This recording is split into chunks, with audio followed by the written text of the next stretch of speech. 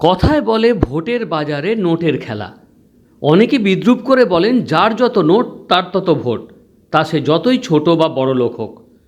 তবে 2026-এর ভোটে এই আপ্তবাক্যটিকে তুড়ি মেরে উড়িয়ে দিয়েছেন কেরলের ইত্তমানুর কেন্দ্রের প্রার্থী আসনাথ হাম্পি। সোশ্যালিস্ট ইউনিটি সেন্টার অফ ইন্ডিয়ার প্রার্থী ভোটে লড়ছেন হাতে 40 টাকা পুঁজি নিয়ে। আগে হ্যাঁ, 26 বছরের এই প্রার্থী কেরলে প্রতিবাদী রাজনৈতিক কর্মী হিসেবে পরিচিত মুখ। মনোনয়ন জমা দেওয়ার সময় তার সম্পত্তির যে হিসেব দাখিল করেছেন তা হলো তার ব্যাংক অ্যাকাউন্টে রয়েছে 44 টাকা, হাতে 40 টাকা। নেই কোনো বাড়ি, গাড়ি, গহনা বা কোনো বাড়ির মালিকানা।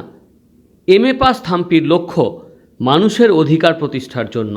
জিতলে আরও জোরদার হবে মানবাধিকার হরণের বিরুদ্ধে প্রতিবাদী আন্দোলন। আর থাম্পির লড়াই সাহস যোগাচ্ছে যারা ভোট এড়িয়ে চলেন তাদেরও। Bureau report, morning time news.